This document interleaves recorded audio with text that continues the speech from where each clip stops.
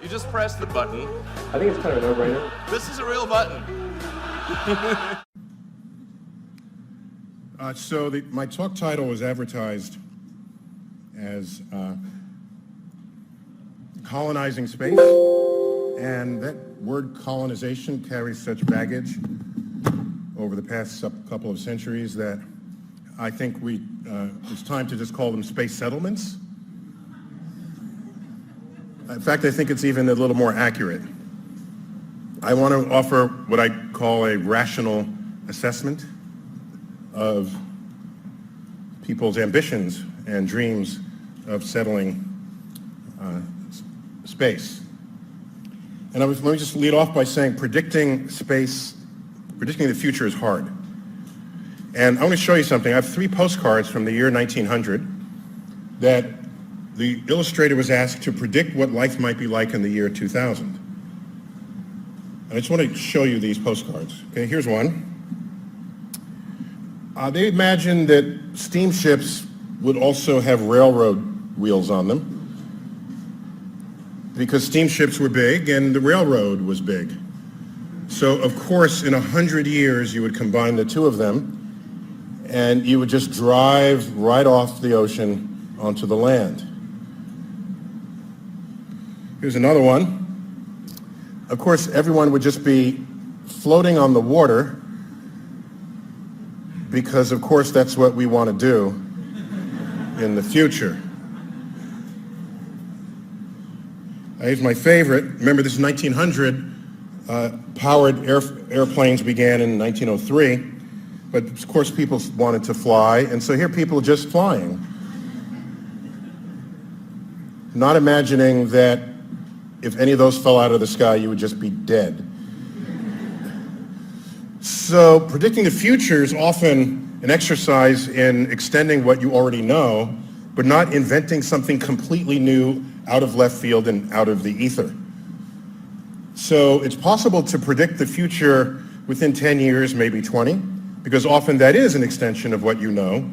But beyond 30 or 40 years, 50 years, it's an almost hopeless exercise, given the pace of technology that we have, given the rate at which technology converges in ways that are not obvious and could not have been extrapolated at the time you engaged in that exercise. I also want to offer you some what I would call embarrassing quotes, space quotes. Often people look in the literature and they find futurists, and they pick the 1 or 2 predictions they made and say, look, they knew the future. Well, I did the opposite of that. I collected quotes from important people that were just plain wrong. They're often just forgotten because we like to remember the hits and not the misses. Here, we are remembering the misses. From 1900, the Brooklyn Daily Eagle, a New York City newspaper. It is scarcely possible that the 20th century will witness improvements in transportation that will be as great as were those in the 19th century. That has got to be the most boneheaded comment ever printed in a newspaper editorial. Again, they were riding high on steamships, and the internal combustion engine car was a recent invention. The country was crossed by railroads, and they're saying, oh my gosh, nothing can top this. And in 3 years, we have an airplane.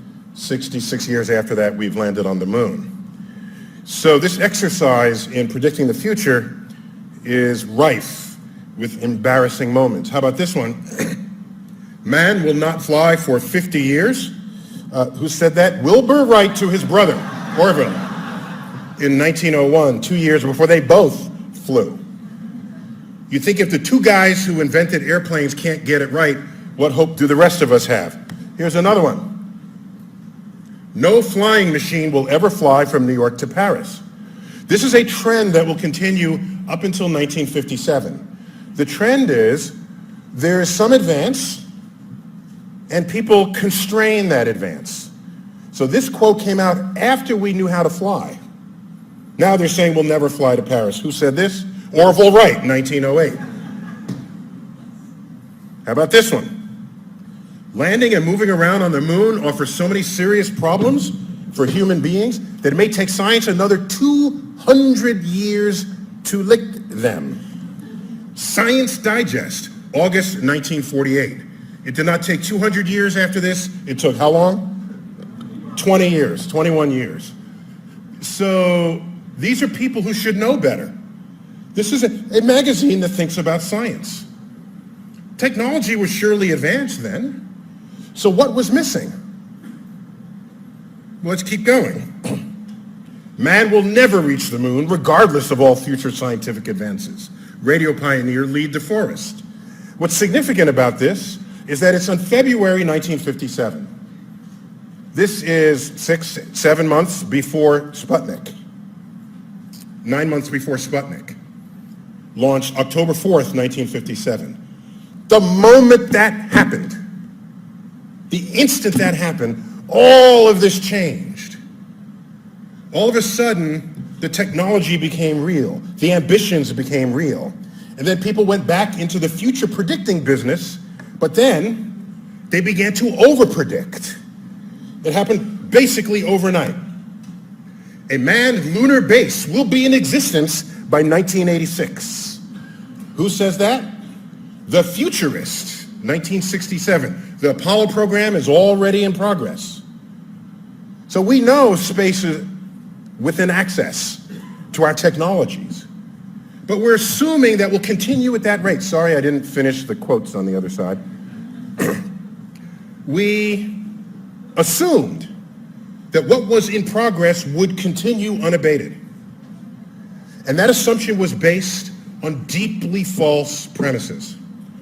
Let me not use the word false, I'll be more severe and say deeply delusional premises. A premise that I will attempt half of this talk to convince you of. How about this?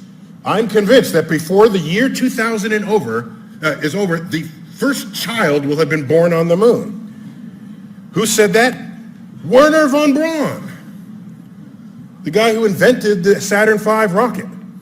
So people are, again, thinking that the pace that had been put into play was something natural for the human spirit, the human DNA. What else were we predicting for the year 2000? By the year 2000, 50,000 people will be living and working in space. 50,000. I checked. In the year 2000, there were 3 people living and working in space on the International Space Station. Mixed in with this is also some foggy memory, particularly on my side of the ocean. Okay? We, in America, we think of ourselves as space pioneers. It's easy to think that because we landed on the moon. It's easy to think that we were driven by a certain sort of intrinsic patriotism, an intrinsic pride. But if you unpack it, that's not what shows up. Here's a quote, "I'm not that interested in space." Oops, sorry. I'm not that interested in space. John Kennedy said that to the head of NASA in 1962. The man who we all associate with launching the Apollo program. This came out of his mouth.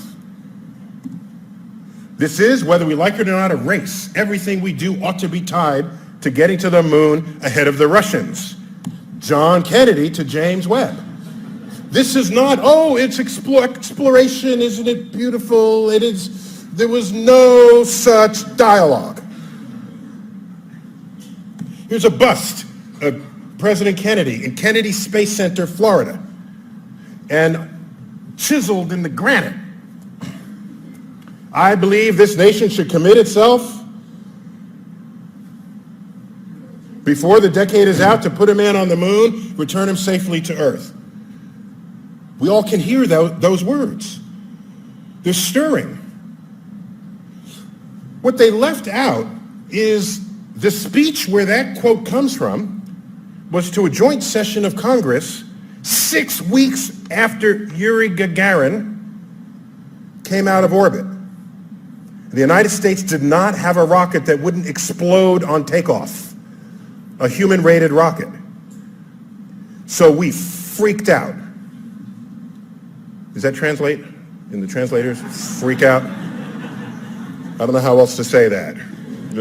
That's the word. We freaked out. So what he says before this is, if we are to show the world the path of freedom over the path of tyranny, then we need... If the events of recent weeks, wouldn't even mention Yuri Gagarin's name, if the events of recent weeks are any indication of the impact of this adventure on the minds of men everywhere, then we need to show the world the path of freedom over the path of tyranny. It was a war driver. That was in the same speech where this quote was uttered. Why didn't we put that in the granite? Plenty of space to chisel in, beat the Russians. That's left out. Well, yes, we went to the moon. Yes. Yes. Yes, we did this. Driven by Cold War fear. So all the people who were not thinking Cold War fear, thinking that going to the moon was just the thing people do, when we stopped going to the moon, people cried foul. People said, we just need the charisma that Kennedy had and that'll fix everything. We just need the political will like we used to have. No, what we needed is Russians who want to go to the moon ahead of us.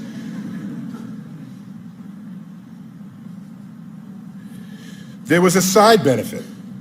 This photo, Apollo 8. This is the 50th anniversary this year of that photo, December. Apollo 8 goes to the moon, orbits 15 times, does not land. It is the first time we leave Earth for another destination, ever. In some ways, this is more significant than Apollo 11. No one had left Earth before. Yeah, we go into orbit. People like to think of that as leaving Earth, but not really. In a schoolroom globe, this International Space Station is orbiting half a centimeter above the globe. And we've all sort of bought into the idea that that's space. To an astrophysicist, that's just driving around the block. After this photo was taken, here's what happened. Something unexpected. We went to the moon to explore the moon, and we discovered Earth for the first time. No one had seen this before. Spaceship Earth. Earth as nature intends you to view it. Not with color-coded countries, as in your schoolroom, but with just oceans and land and clouds. This was the beginning of the modern environmental movement. What happens between 1968 and 1973? What happens? 1970, Earth Day is established. Why didn't we establish that in 1960 or 1950? We were going to the moon when Earth Day was established. DDT was banned in 1973. Leaded gasoline was banned in the United States. Many other countries followed suit thereafter. Comprehensive Clean Air Act, Clean Water Act. The organization Doctors Without Borders was founded. That was founded in Switzerland. They probably would have formed anyway, but would they have called themselves Without Borders?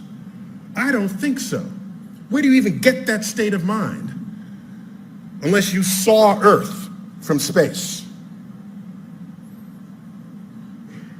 So you can ask, what is the cost benefit of going into space? This one, I think, was unimagined.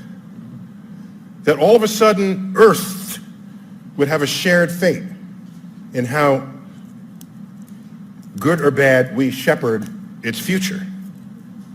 So now you have to ask, what's your budget for space exploration? A series of talks at this conference?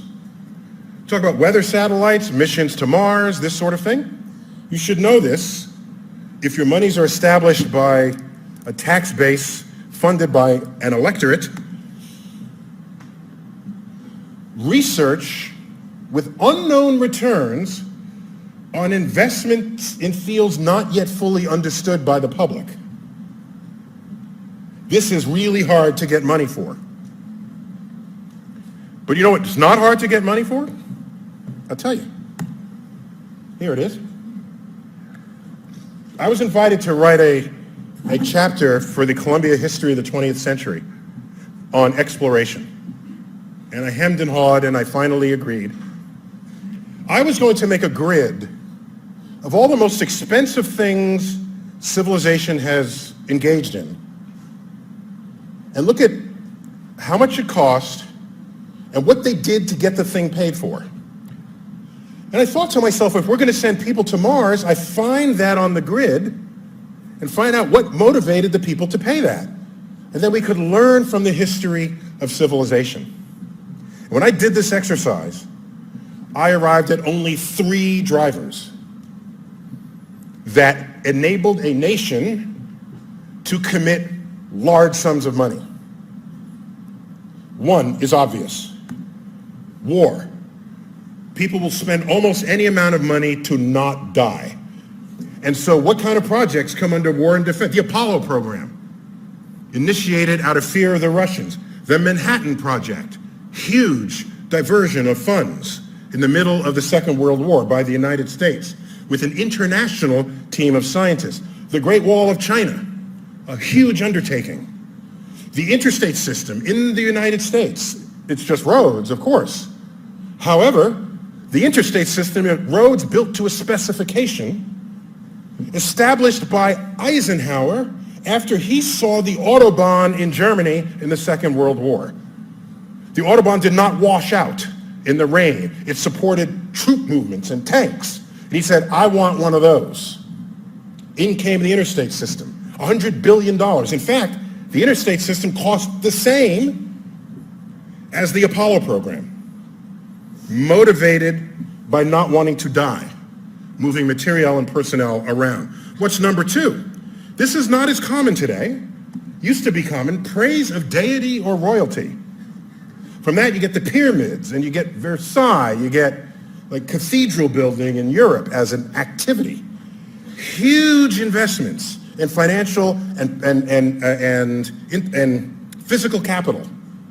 Today, royalty is not as powerful over nations as it was 300, 400, 500 years ago. So you don't see this today so much.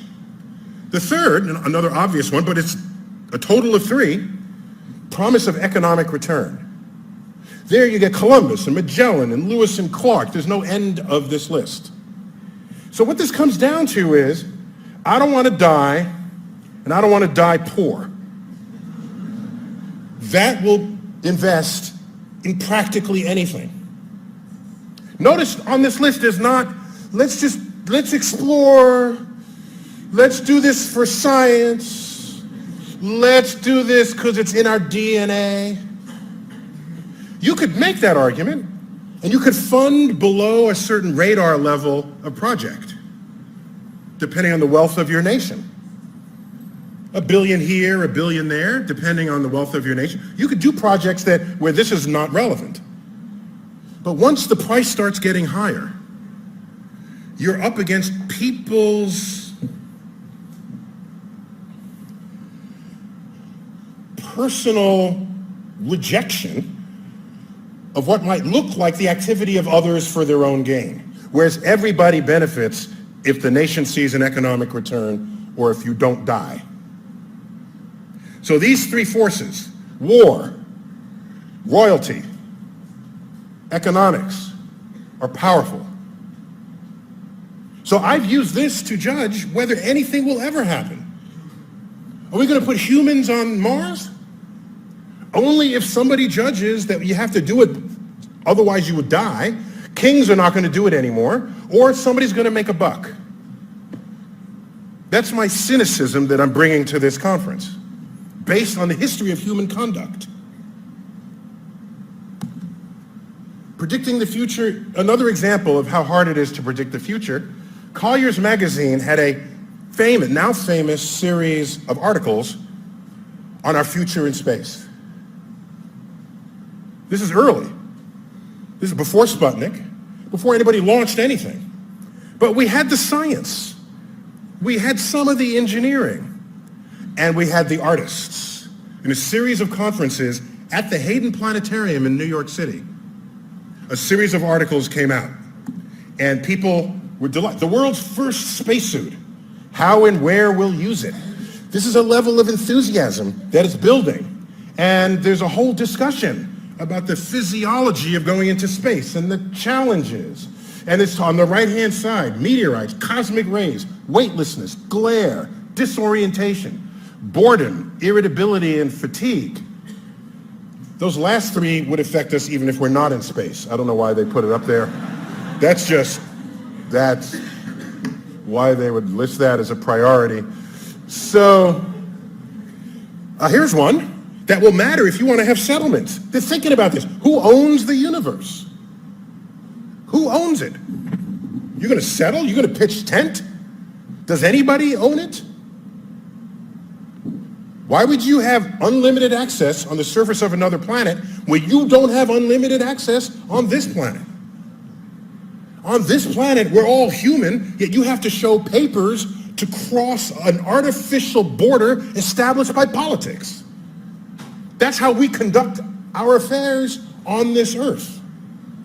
Any reason to think that's going to be different in space?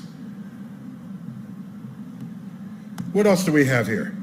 Can we survive in space? People had to think this through. Let's keep going. Man will conquer space soon. We're getting closer. Okay, we're not just a spacesuit now. Top scientists tell how in startling pain. Here we go.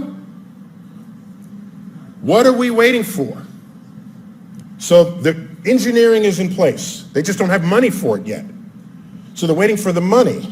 They don't know that the money will only come if someone finds diamonds on the moon or if we're at war in some technological composition with an adversary. They don't know this upon writing this article. They have no idea. Here's another one. Man on the moon. Let's take a look inside. This is a supply ship. The fuel canisters are the spheres. There's other supplies on the central zone. And you can look at, this is inside the moon ship. This is highly ambitious. There's like 30 people there. How do you get, I don't know. And I like it's got this little antenna sticking out the side, you know. You'd have to build this, launch it, get it to the moon, and have, now, is anyone asking, why would you do this? They're enchanted by the capacity to think it through more than they are the reality of whether anyone will actually do it. Then we go beyond Mars. How about Mars? Can we get to Mars? Is there life on Mars? Mars, we knew Mars has an atmosphere, so you can have an airplane, but it's a much thinner atmosphere, so you need huge wingspan relative to the fuselage so that you can get the lift that you need. Now these look like really heavy tanks. I don't know how they got these tanks to Mars. That's not really discussed. It's just there. Again, why are you on Mars? You want to live there? Okay. What's motivating it? What's paying for it? Here's the problem. You might say, private enterprise will do it. No. My read of history tells me no. Let me repeat that. No. Not because I don't want it to be so. I'm just a realist about this. Let me tell you how much of a realist I am. I published a book a couple of years ago. It was called Space Chronicles, Facing the Ultimate Frontier. That's not the title I submitted it with to the publisher. The title I submitted it with was Failure to Launch, the Dreams and Delusions of Space Enthusiasts. And the publisher said, no, we can't have that title. It's got the word failure in it, and they were spooked by the language of the title. So it had a much more pleasant sounding Space Chronicles. Here's why it's not going to happen. There is no capital market valuation of the space frontier. It's expensive. Here's how that meeting will go. I run a company and I want to send people to Mars. No one has done it before. I invite in the investors.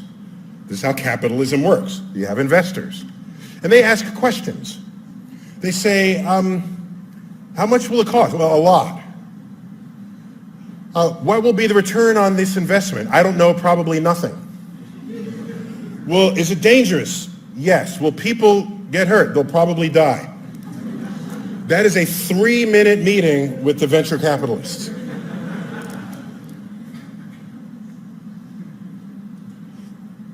The history of this exercise is that governments lead. Governments have long-term interest in the success of technology over a longer period of time than any corporate entity could possibly justify. Corporations have quarterly reports, annual reports, shareholders. A government can say, we will do this and it'll pay back in 10 or 20 years, and just do it, as governments have been doing throughout the history of this exercise. The first Europeans to the New World was not the Dutch East India Trading Company. It was Columbus, sent by the Queen of Spain. Italy wouldn't even send him. They were busy building cathedrals.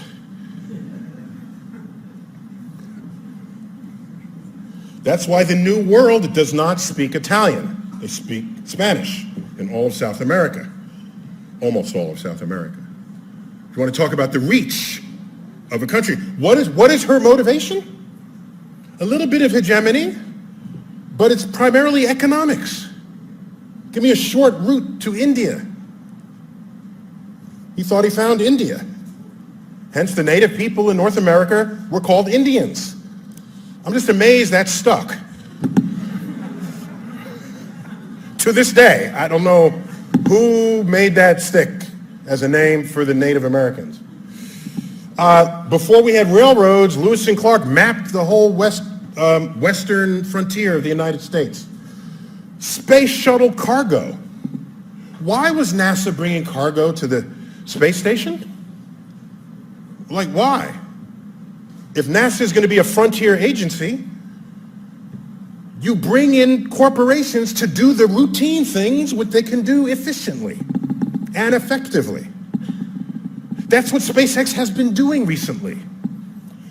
SpaceX brought up some supplies to the space station, banner headlines, new era in space, and what will happen next? Will private enterprise lead? They just took cargo to the space station. Cargo. That actually should have been happening decades ago. Anytime anything happens that's routine by a government, it should then be farmed out to private enterprise, paid by the government. The government could have whatever reasons it needs, geopolitical, for security reasons, whatever is the reason, economic, with a long-term goal. Let's take a look at Mars as a modern object of our affection. First, before we go to Mars, let's first talk about Antarctica. Antarctica is warmer and wetter than any place on Mars. I don't see people lined up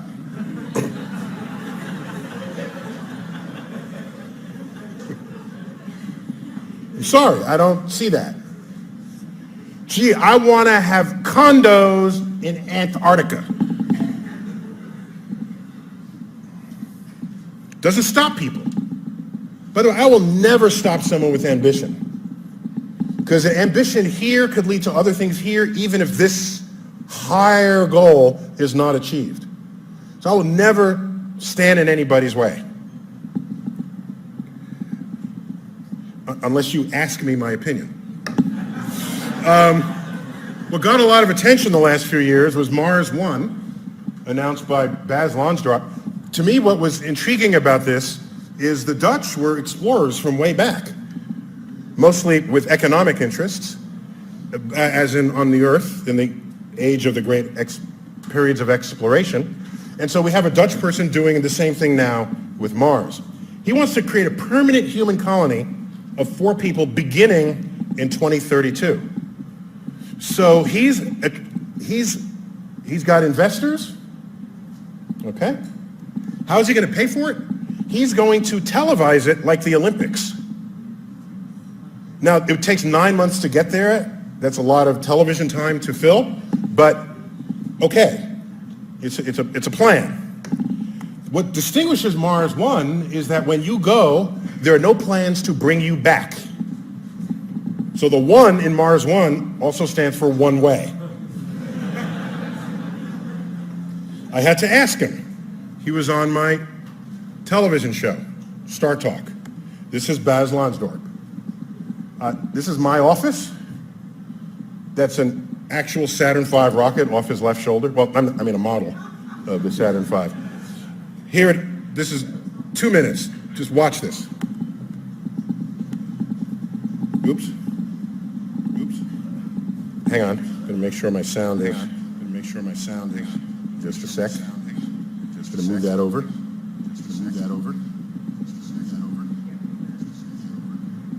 Is that it? Yeah. There we go. Okay. Here we go. So you'll see my exasperation as I ask him.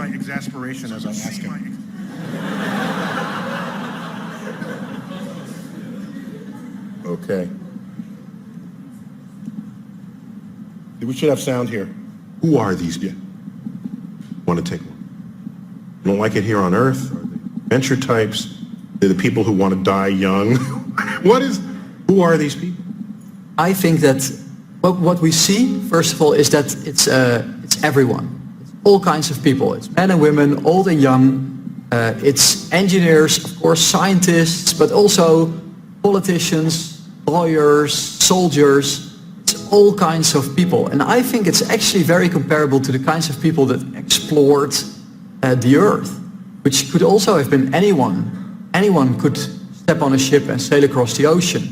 Anyone could decide to leave their village for new opportunities. I was looking up some numbers back then, 500 years ago, in the great age of exploration. Most of a crew would not return alive. Look at Magellan's crew, how many he went out with, how many came back alive. I mean, in some cases, you lose most of your crew. That's just here on Earth. You can breathe the air. Food was there waiting for you, landed. So are there any projections of survival rate? The design of our mission is not detailed enough yet to give percentages. I am certain that it's not going to be a safe mission to Mars because there's no such thing as a safe mission to Mars. I think it will be more risky than climbing Mount Everest, which has a 2.5% risk of not returning alive, and hopefully less dangerous than climbing K2, which has a 25%.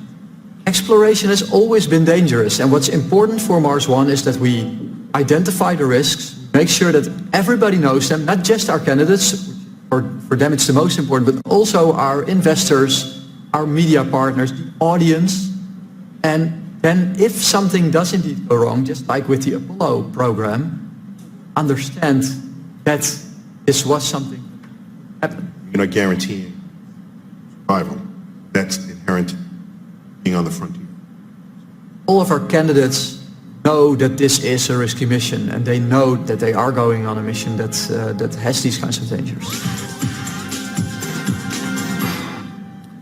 Sorry about that commercial at the end there, in the audio. So, on that very program, I invited on someone who had signed up for the Mars 1 mission, and I had him on video link.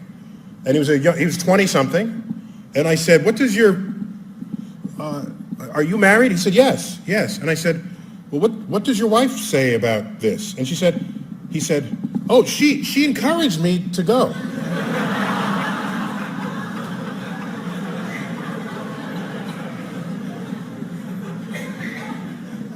Just saying.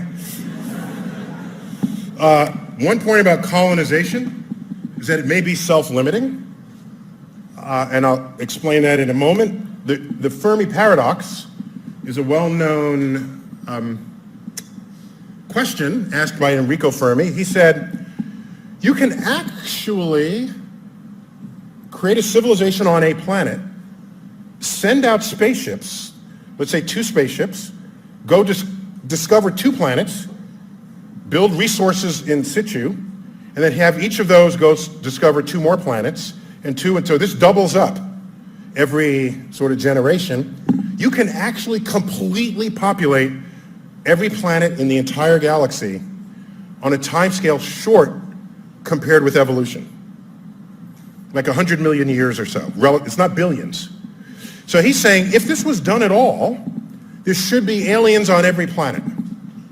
So where are they?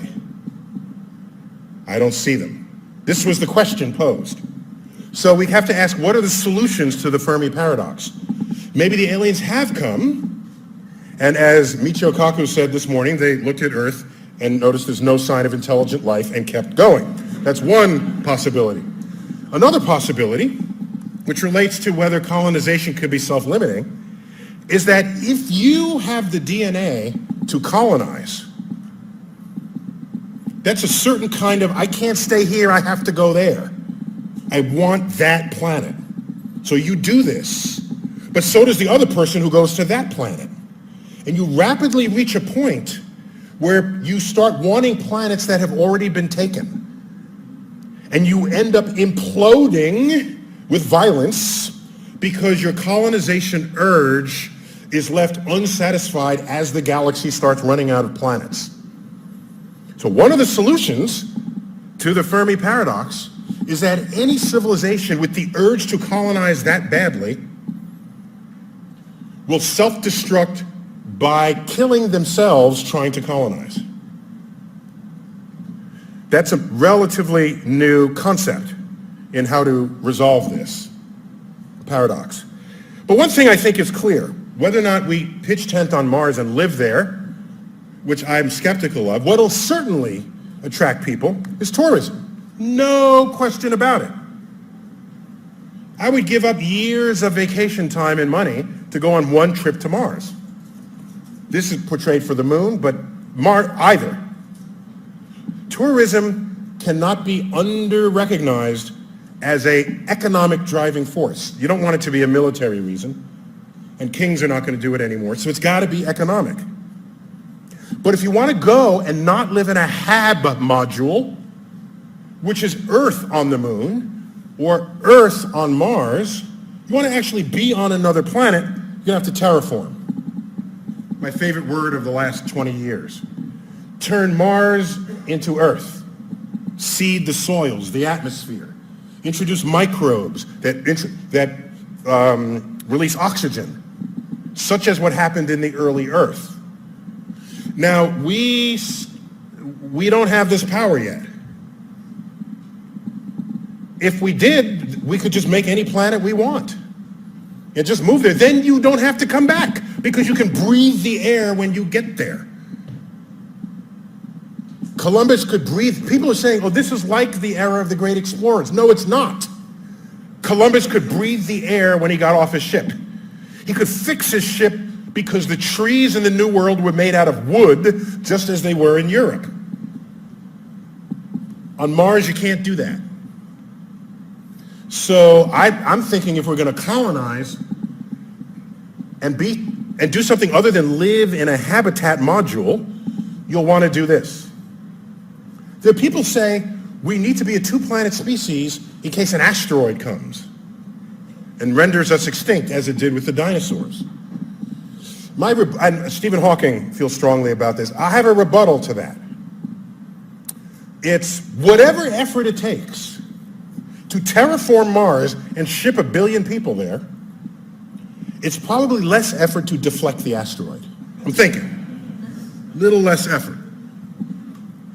So for me, I care about practical solutions that people will actually enact, rather than the dream states that concern people most when they're thinking on the frontier. The same with AI.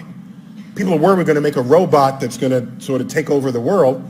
No, we're going to create AI that serves our various needs. The self-driving car is not going to be tasked with making your coffee or with flying the airplane. This very tuned AI that we have plenty of places for that to go in our society. in practice, who's going to make the one thing that does everything when you can make 100 things that do each thing perfectly? I think in practice it's not going to happen, even though it occupies the fear of so many people. What you want to do is reduce the cost to space, no matter what. By the way, how much money is being spent on space? You should emblazon this in your head. Here it goes. This is the pie chart. $330 billion a year is spent on space. Equal parts in commercial infrastructure and products and services. This includes businesses that run on GPS. It includes direct TV, weather satellite reporting. The United States is the $44 billion in the upper corner. We spend about half again as much on space as the entire rest of the world. But each of those two small segments are small compared with the total business of space. So there is money to be made in space. By the way, the governments went to space first. Just let's remember that. They took the risks. They absorbed the risks. Commercial space follows. We all saw the Falcon Heavy launch. I'd like to show it again. Do you want to see it again? Yeah, okay. I trimmed it down to the last 30 seconds, 45 seconds. Here we go. There was some issues with the sound here. And let's see if this works.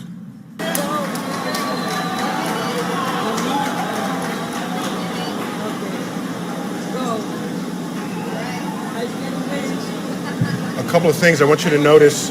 There will be water getting poured onto the launch pad. T-minus 30 seconds.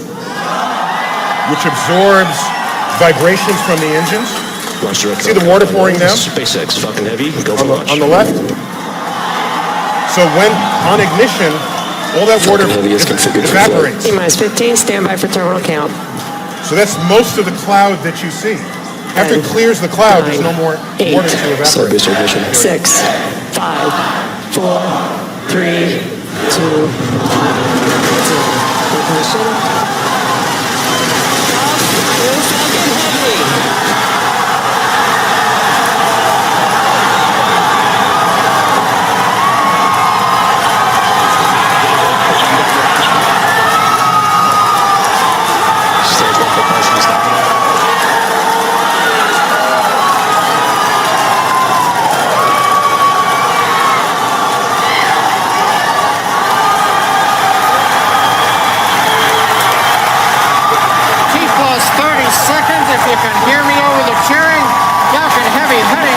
On our test flight, building on the history of Saturn V Apollo, returning pad 39A to interplanetary mission. We're getting ready to throttle down for max Q.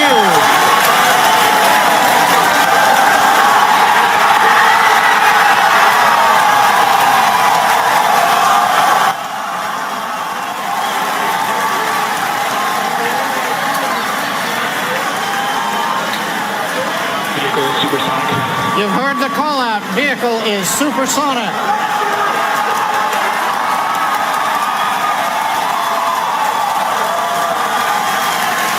Side boosters are now throttling back up to full power. We're past max Q, the period of maximum loads on the vehicle.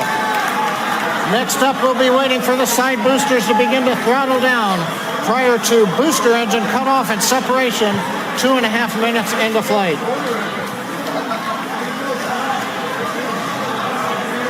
GNC trajectory looks good on the Falcon Heavy. So it's still accelerating, as you can see, in kilometers per hour. Reports show that the M1D engine performance is nominal.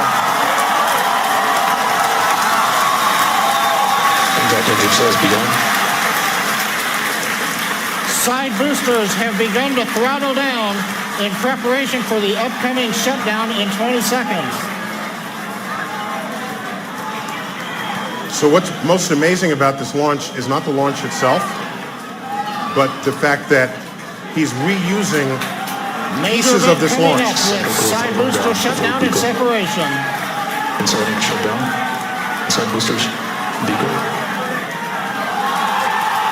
Center. We're southing up.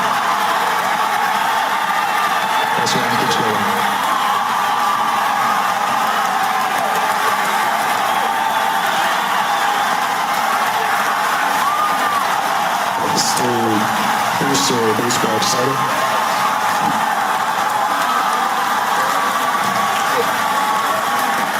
This goes for just another minute. Successful separation. We're coming up on Nico in shutdown. Stay safe.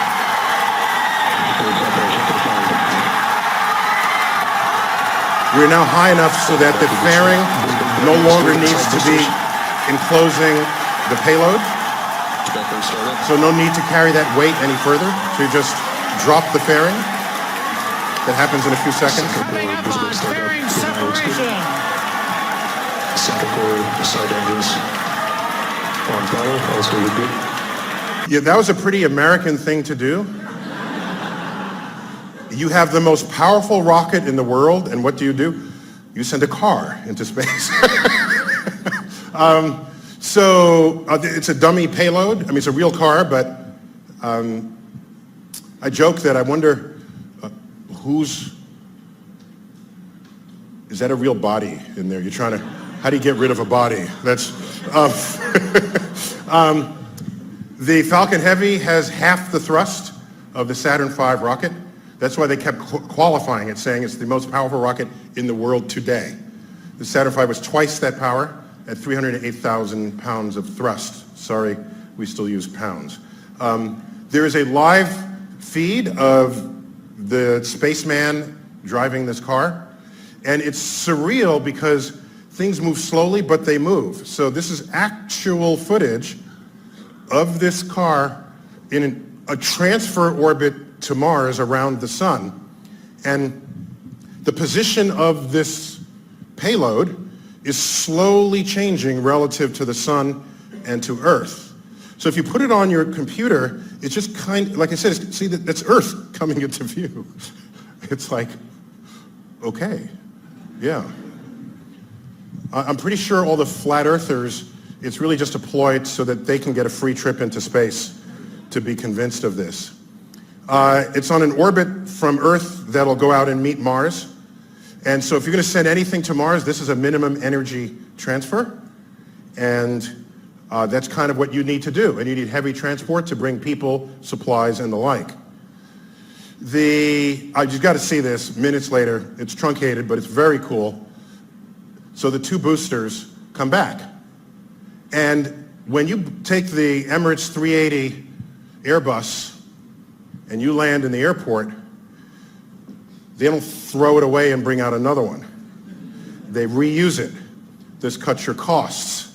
So this is precisely there they are. The motivation. Those are the two boosters coming back. In like meteors, real fast. They're going to do a final burn here in just a moment. This is amateur video of it. There's final burn 1 and 2. Light travels faster than sound. 2 candles coming down. There they are. That's the double sonic booms.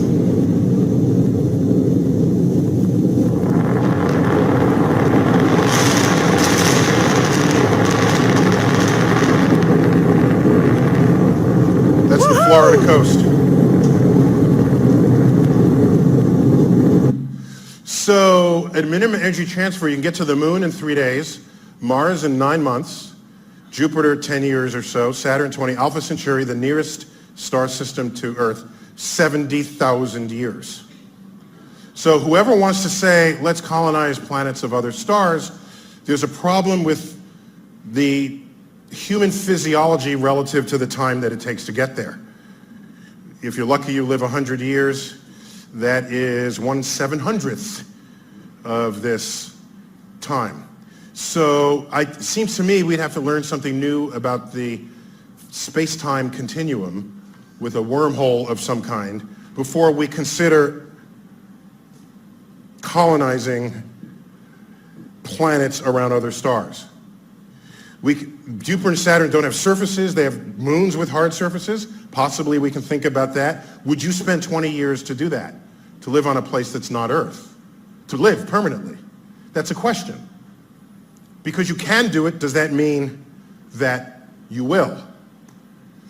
Here's something that is not fully embraced. Space, the first trillionaires will be those who mine asteroids. Asteroids, the resources of the solar system. While you're mining it, maybe there's an asteroid out there that has our name on it. We ask you, could you please deflect that for us? And the governments get together and pay for the company that's already mining it to deflect it. Water in space costs $10,000 a pound. Sorry, I said pounds. To put into orbit. If you get it from a comet for $5,000 a pound or $1,000 a pound, that's a business model. Surely vacations, Mars, Moon, and beyond. Again, I don't see settlements so much. There are companies ready to do this. Planetary Resources. This is their landing page on the internet. And you scroll down to sustain life in space. So if you do set up a Disneyland on Mars, it needs supplies. So would you bring supplies from Earth? Not if you can get supplies from space and go from space to space. That's cheaper than launching something from Earth. So they want to control resources in space. They're going to have the first trillionaires if they pull this off. So 16,000 near-Earth asteroids, rich in resources, 2 trillion tons of water, 95% reduction in cost if you go space to space. They've already thought this through. It has a board. You know what else is on asteroids? Rare earth metals. All right? These are the full range of rare earth metals off the periodic table. Rare earth metals are not so rare on Earth, except they're hard to get to, and they're not everywhere. So if you can get an asteroid that has plentiful supplies of these, our modern technology needs these to function. These are key components of our batteries, our cell phones, our communication devices. Not only those asteroids have precious metals, gold, silver, platinum group elements, and of course they have water. Plus we've been to them before. Governments paid missions to visit asteroids. This is asteroid Ida. This is Galileo approaching Ida. It did not collide. That's actual footage as it got closer. It's not just a zoom in. This is Ida. We've been to asteroids. We understand them. We've even landed on comets. But perhaps the most important motivation, let's get back to the war motivation, defense. I don't want war to be a reason for anything. So let's rethink that. Maybe there's a security problem that we face as a world body. Let me remind you that the universe, there are many ways Earth wants to kill you. Earthquakes, tsunamis, this sort of thing. The universe wants to kill you too. These will happen, but they're not as common. You know, you want to avoid black holes at all costs, yes. Solar storms are bad, but what's much more real are impacts. And we have had extinction-level impacts in the past. So you could colonize other planets to mitigate this, but again, you have humans on 2 planets and one is about to go extinct. You're just going to sit there and say, goodbye, glad we're not there. No, you're going to deflect it, especially if you already have people who know how to mine them. So that's not worried about. But there could be one, you didn't want to be on Earth when that happened. This is a real crater in Arizona. It's 1 kilometer across, 1.5 kilometers across. It can sink a 60-story building in the middle. We've been hit before, we will be hit again. You want a space program and you want to fund it? Say, we don't want to die. We don't want to go extinct. How's that for a defense program? You want evidence that this is real? Anyone here from Russia? Any Russians in the room? Russia, Chelyabinsk, a town, February 15th, 2013. Forward-facing dashboard camera. Do you see a little dot of light in the middle? Watch this.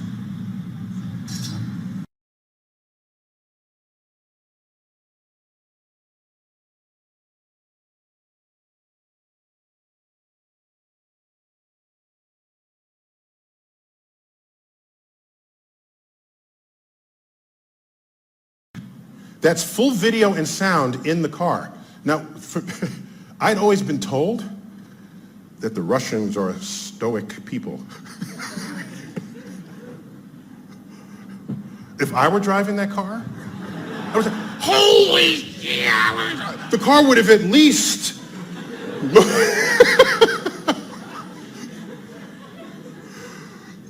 and I know what I'm looking at, right? I would have at least reacted in some way.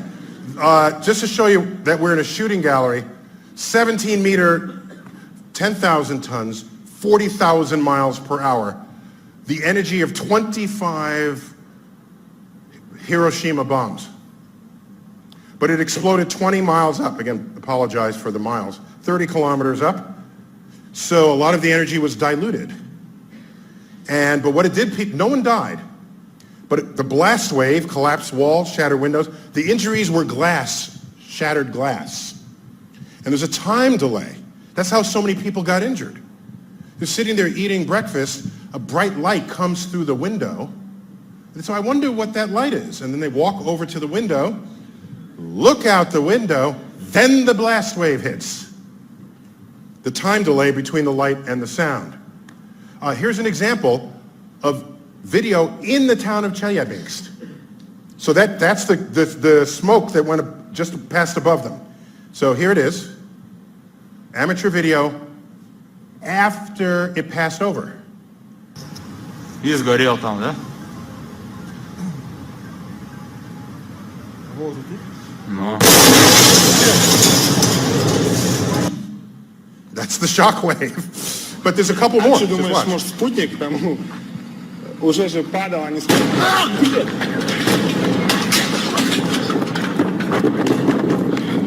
And we can laugh because no one died, but this is a compilation of the blast videos.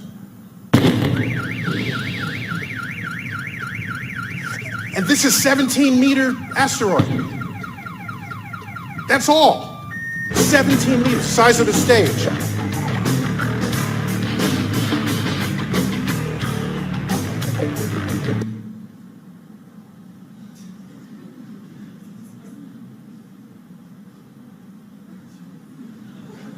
Hey, where did he come from, right?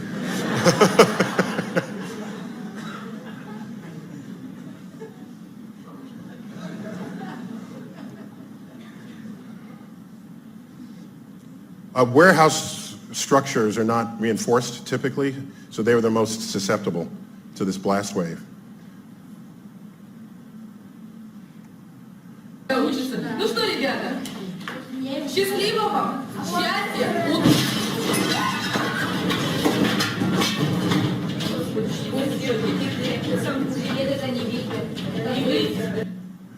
So what I like about this is the kids didn't run out of the room.